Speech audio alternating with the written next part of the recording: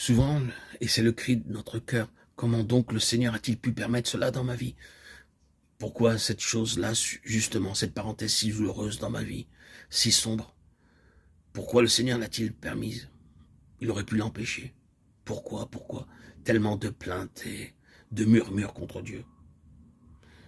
Mais sachez-le bien, c'est grâce à cette chose-là que nous sommes devenus une même plante avec le Seigneur Jésus dans sa mort.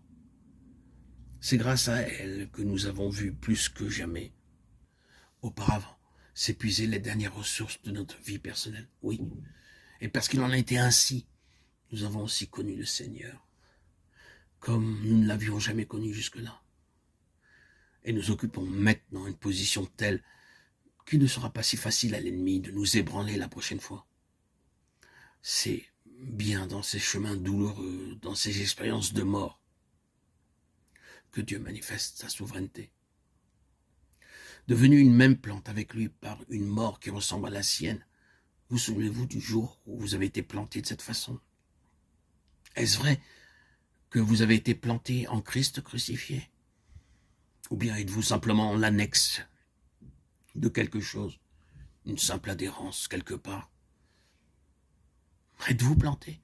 Quand viendra le jour où vous vous sentirez planté, plus profondément encore, dans cette mort, souvenez-vous que ce sont les racines qui s'enfoncent par-dessous et qu'il en résultera certainement pour vous de l'endurance, de la stabilité, une nouvelle capacité de résistance. Oh, mais surtout, il y aura plus de fruits. Et vous connaîtrez une fécondité bien supérieure à ce que vous avez expérimenté jusque-là. Nous ne sommes pas entre les mains du diable, nous sommes entre les mains du Seigneur. Et parce que nous sommes entre les mains du Seigneur, nous sommes entre les mains d'un potier. Qui sait ce qu'il a en vue? Pour commencer, c'est le vase qui est dans le potier. Et pour finir, c'est le potier qui est dans le vase. Qu'est-ce que nous voulons dire par là?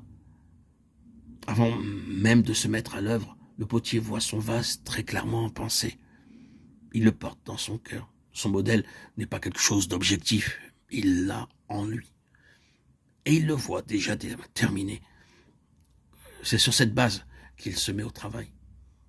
Et quand il a fini, il est dans le vase qu'il a créé. Ce qui était en lui s'est extériorisé dans le vase. Ne disons-nous pas du travail de celui-ci ou de celui-là, je n'ai pas de peine à voir qu'il l'a fait, cela lui ressemble, c'est tout à fait lui. De même, il est, lui, dans l'œuvre de ses mains. Il est dans le vase qu'il façonne.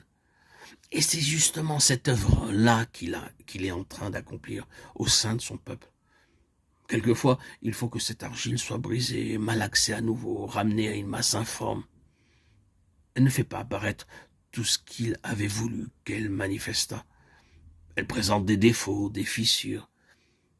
Il la brise, alors, et la réduit à rien. Mais c'est pour recommencer, c'est pour parvenir à un degré supérieur de perfection. C'est pour avoir un vase dans lequel il se retrouve lui-même. Qu'il nous accorde la grâce nécessaire pour endurer toutes les formes de discipline, quelle que soit la métaphore applicable, qu'il s'agisse du vent, de la chaleur ardente ou de la pression de sa main.